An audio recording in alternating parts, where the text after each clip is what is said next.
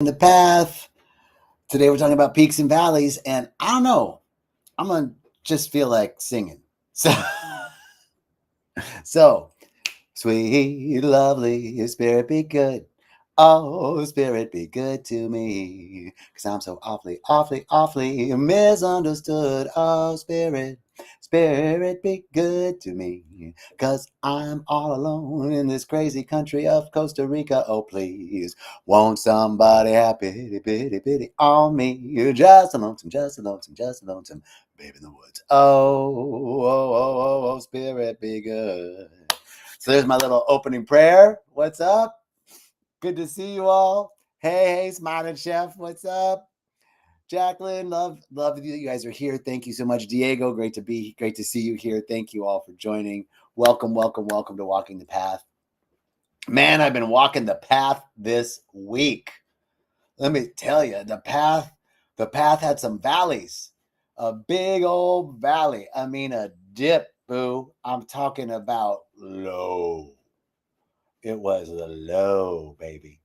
Um, and I wanted to talk about it today. One of the things that I was called to do, haven't done that yet, but I'm called to do it, is plant medicine at Rythmia. I'm going to be the guest speaker at Rythmia next week. What? I know, I'm so excited. I mean, I speak there all the time, right? As doing the classes, but to get to lead the guest speaker workshops and be a part of people's week in a different way is really exciting.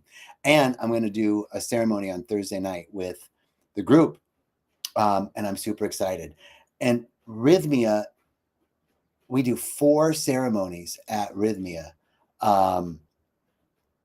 and 4 plant medicine ceremonies and 2 breathwork ceremonies.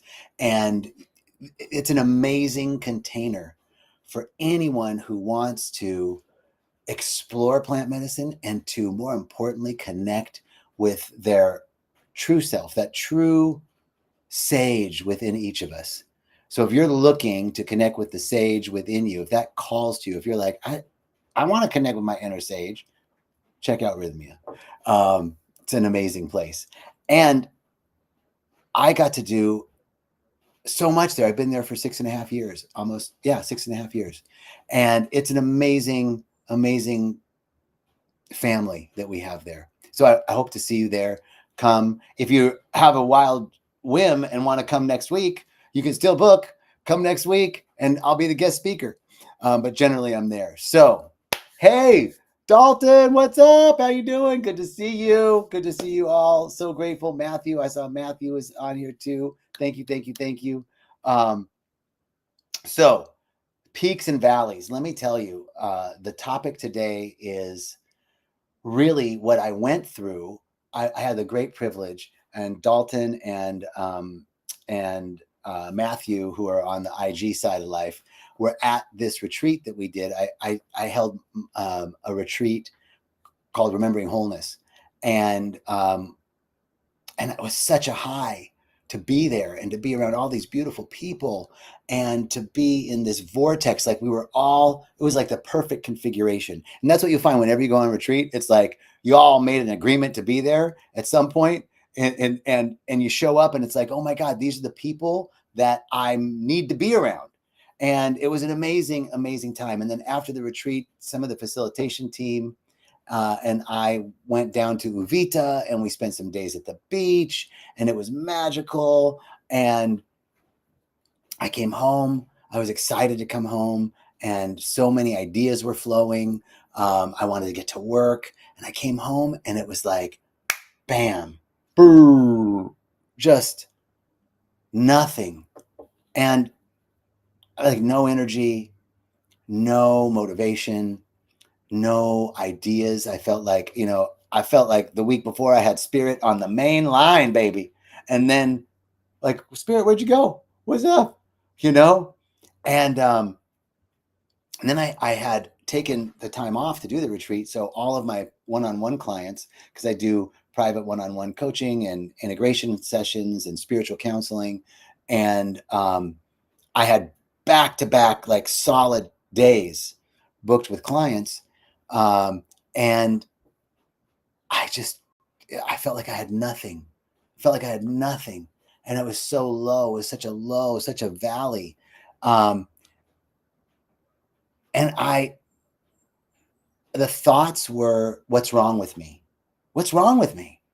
Right? Like, I have no reason. Everything is going well. Why am I feeling this way? And the emotions were of like feeling like I was falling behind, feeling like I was missing out on something, feeling like just out of the flow of life. You know, have you ever felt that way when you just feel out of the flow of life and everything seems to be passing you by? That's how I was feeling. I wasn't questioning God. I wasn't questioning, like, am I connected? I just knew that I had to be present to my feelings. I had to be present to what was going on.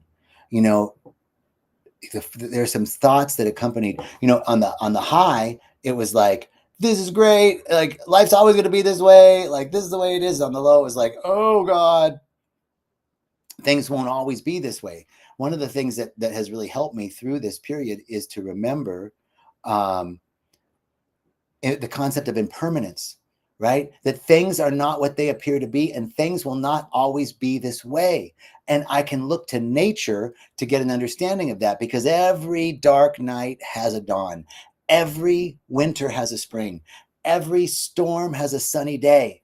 So nothing stays the same. That really helped me to anchor myself during this time. Like, okay, I'm not going to always feel this way. This is not permanent. And the further extension of this concept of impermanence when you're feeling so low is that not only does everything change, but I didn't want to get out of it. I didn't want to, like, I realized that the normal ways of escaping or coping that I might have used in the past wouldn't serve me here. And I wanted to be in a place of acceptance, knowing that winter is required for spring. It's not just like, okay, fuck, it's winter, let's get out of winter. No, winter is required for spring. Right? It's necessary. The darkness, the seed requires the darkness before it can come into the light. So there was a deep understanding that this was good, right? There's another spiritual principle here. Everything's working together for my good. Everything's working together for your good. And so I knew that there was something rich here, that actually it's in those times of despair, of loneliness, of the dark night of the soul, of feeling bereft or bankrupt. That's another way I felt. I felt like bankrupt, like I felt spiritually bankrupt. And I knew that this feeling would be productive. I knew that this feeling, this phase was important. And so I really moved into a place of acceptance, and self-awareness, right? To know that this was preparing me for something, that I was being prepared, not by something outside of me, but that this was a part of my natural flow. Like, nobody's in charge of nature, right? I love Dalton says, the harsher the winter, the more magical the spring. The lower you go, the higher you bounce, baby. Right on, Dalton. But the thing was that it's not that there's something external going, you know what? John Jacob needs to go through a low period right now. I'm going to just program some self-loathing right now. Let's program some feeling really shitty. Now, I think he needs that. No, like, nothing's in charge of nature. Nature, it's the entirety of nature that is connected to everything that fulfills this greater purpose. Like, everything is connected. So I knew that I was connected to not like, it wasn't like it had to happen. It was like, this was a natural expression of of me. And then I'd like to just ask you guys to reflect on your own peaks and valleys. Like, consider what each phase taught for you. Have you been through a peak and valley cycle lately? How can you apply the lessons that you learned going forward? And I want to encourage you to embrace like the highs and the lows as a perfect place for our current growth, not because the universe is punishing you or me and say, oh, you got to do this. No, because nothing is in charge. It is the totality of everything that brings us this experience. We are the masters of our own life experience. And so we can't control any external stimuli, but I can control the way I'm responding to what's happening. And not to try and fight it, not to try and get out of it, not to try to escape it, but to just be with it. Oh, there's something else that wanted to come through. It'll come back to me. So there's a spiritual principle behind all of this. There's a spiritual principle behind when you're in a peak or in a valley. Here's what was trying to come through. There's a biblical phrase that says, all the valleys shall be raised and the mountains shall be, leveled. I used to think like, well, why would I want that? That's like boring, like what I really see it means now is that we're going to all go through these ups and downs, these peaks and valleys in life. And that as we have our spiritual practice, as we have our community, as we have our connection to spirit, the valleys and the peaks become less dramatic, a little bit more stabilized and harmonized. And so I want to tie this personal experience that I went through and hopefully having you reflected for a moment on some peaks and valleys in your life and the lessons that you learned, that we can then look at the spiritual principle of oneness. And it's what I was talking about earlier with nature, oneness, that everything is connected, that we are one with all of life. You are one with all of life, not just like a woo-woo spiritual principle, but literally you have all the elements within you: fire, water, air, earth, space. The fire, you have fire in you. Do you know there's more electrical activity in your cells right now in your body? You have more electrical activity than a thunderbolt coming from the sky in your body right now. I mean, the only reason why we're not sizzling off the seat, is because of this flesh suit. But inside of our cells, there's so much electrical activity right now. It's more electrical activity than a thunderbolt. You have the fire within you. Water, we're 80% water. Air, the breath of life, the breath of God is within us. And earth, all of the elements, all of the elements of life are within us. We have those elements within us. And space. So we are literally one. Our ancestors are not only the ancestors from our lineage, but the trees and the rocks and the birds and the bees and the stars and the sun are literally our ancestors. We are so one with life. So as we move through these peaks and valleys, let's remember our oneness with life, and that this is a natural part of life that is required. The winter is required for spring. If you did not have a winter, you would not have a spring. And this kind of helped me to realize that everyone goes through these phases. It's a universal experience and it connects us all, that we're all connected. And it really helped me to reduce the feelings of isolation and helped me feel a sense of community. Because at any given time, whatever you're going through on a planet of over 8 billion people, I guarantee you there's a couple million people at least going through the exact same thing. We are not alone. We are not alone. So that also helped me to understand this universal principle of oneness, that I'm one with my brothers and sisters on the planet, and I'm one with every aspect of life. Self-awareness and acceptance were other key spiritual principles that helped me navigate this period. Like Accepting this moment is enough and I'm enough in it. This moment is enough and I'm enough in it. Can I just accept that right now is enough? Even though I'm feeling low, it's enough. It's okay. Can I accept that I'm enough? I don't have to do anything. I don't have to be any different. In fact, I actually, a dear client of mine, I called and canceled my last appointment. And I just said the truth. I'm not feeling well. And we were able to reschedule. But I knew that what I needed right then was to go within.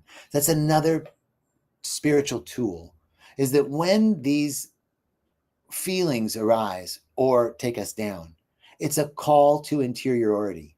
It's a call to go within. So this is where we can embrace self-awareness, as we're aware of what we're feeling, accepting ourselves and where we are at, just as we're at, not trying to get out of it, not trying to move out of it, that we can then move into a spiritual practice like meditation, where we're being called to go within. And meditation, man, there's an old saying, if you don't have time to meditate for 30 minutes, you should probably meditate for an hour. I recently have added a midday meditation. So I'm meditating 3 times a day, morning, afternoon, and evening. And I'm doing it for a total of 60 minutes. So it could be broken up. I could do 30 minutes in the morning, 10 minutes at lunch, and 20 minutes in the evening, or 15 minutes in the morning, 15 minutes at lunch, and 30 minutes in the evening. However I want to break it up. I'm busy. I'm busy. I know you're busy. And taking the time in the morning and in the evening and a few minutes midday to meditate has been an anchor for me to make the peaks and valleys less dramatic. And journaling, I started to just journal what I was feeling as well, like journaling, just automatic writing, just writing out what's going on, really, really, really helped. And it helped me to cultivate acceptance and a deeper understanding of this as a spiritual journey. So that's the peaks and the valley talk. That's what I wanted to go over, to just share with you that I had been like, because a lot of people think like, oh my God, you must just be up all the time. Oh my God. Never see me as being down. Oh, thank you, Matthew. Matthew says air hug. Thank you, man. I love you. Dalton, I'm so glad you guys are here. Donna, thanks for joining.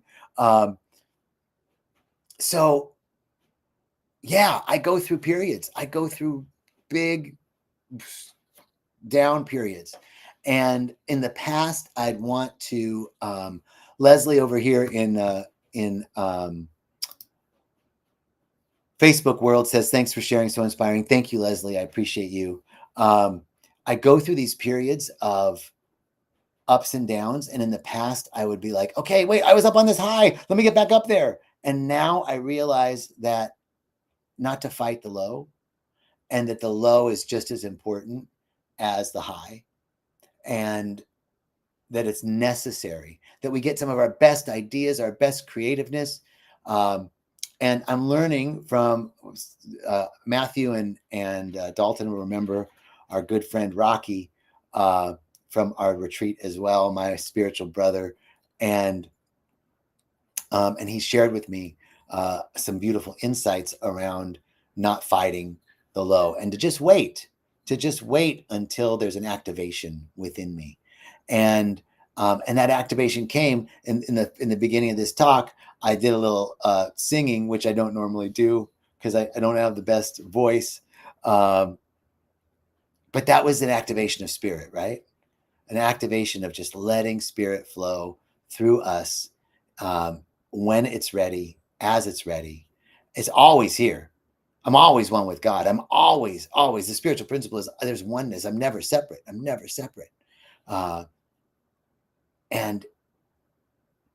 I got it. There's a great quote by Victor Hugo I want to share to close out. Donna says, I'm fighting the low. Ever since rythmia, the highs are so high and I thought I could hold them. Right, Donna? So you got to go back and listen to this talk, because I gave some specific ways to to move through the low and to accept it, that the low is actually required. It's actually required. And so we give thanks for it. Like, this is a phase. The seed requires the darkness before it can come into the light. It's part of nature. And so you're doing fine, Donna. Don't you worry. And if you need anything, you can, message me and I could give you some more. But what I wanted to say is there's a quote from Victor Hugo about a sparrow that sings even when it lands on the branch. I'm paraphrasing. When the sparrow lands on the branch and the branch gives way, because the sparrow lands on it, gives way, the sparrow still sings because it knows it has wings. You have wings. I have wings. We are earth angels. So when that bow seems to give, when the dip happens, it's all right. We can still fly. We can use that low to catch an updraft for us to soar higher than we could have ever imagined before. So I'm so grateful and so thankful. Let's end this with a prayer. I'm so grateful and so thankful for the peaks and the valleys. I'm grateful for everything that fits my picture and everything that doesn't. I'm grateful and thankful for the joys and the challenges, because I know they're all part of the unfolding of life in its perfect way. And the perfect unfolding of life is what I recognize as God, as the divine, as the mother, father presence of self-existent mind energy. I'm so grateful and so thankful to recognize this presence everywhere, in, through, and as everything. And I know that I am one with it. I know that you are one with it. I know that we can't be separate from it, because we are the thing itself. We are the expression of the divine made manifest. We are the expression of an invisible substance of consciousness taken form, as only can be taken by us. There'll never be another you. There'll never be another me. There never has been. There never will be. And there isn't one right now. We are perfect, unique, whole, and complete, just as the presence of the divine is. And anything unlike that, we can let go of. So it's from this place of unified awareness that I speak the word, that we move through life knowing that even though the bow gives way, we've got wings to fly. We are supported and loved and adored by a presence that knows only our magnificence, that knows only how magnificent you are. Hear me. Hear me now. You are magnificent, beautiful, amazing, splendid, marvelous, outstanding, creative genius. You are all of those things. I am all of those things. We are all of those things. They're all within us. So I know that the presence that is the very beating of our hearts and the breath in our lungs, which never abandons us, because we are it. We are it. And it's from this awareness I know that all of our needs are met. All of your needs are met. Everything you need, you have, and everything you have, you need. You're guided for and provided for, directed and protected. That the divine influx flows through you in such a powerful way that it not only brings joy, peace, prosperity, excellence, creativity, love, harmony, balance, and order, health, and vitality into your life, but that you are a projector, a creator of that, where you bring that with you everywhere you go, that you are literally bringing heaven to earth by just being you. I'm so grateful and so thankful to know this truth. I'm so grateful and so thankful to be in this prayer field with you right now. I'm so grateful and so thankful to know that God is all there is. God is the peaks and the valleys, not some Santa Claus man in the sky, but the very presence of life within you. That's the presence. You are the thing itself. I am that which thou art that which I am. From this unified awareness, I release this word into the law, which says that it is done to us as we believe. That's the law. It's done to us as we believe. And I believe that all is well. I believe that everything serves. I believe that everything's working together for our good. I believe that you are a miracle, a magnificent manifestation of love, beauty, and intelligence. And I am too. This moment is enough, and we are enough in it. And so it is. Amen. Aho. Ashe. Thank you. Thank you. Thank you. Bria, thank you. Thank you all for joining. I'm so grateful to see you. Blessings. I'll see you next week. Same time, same channel. Blessings. Ciao. Peace.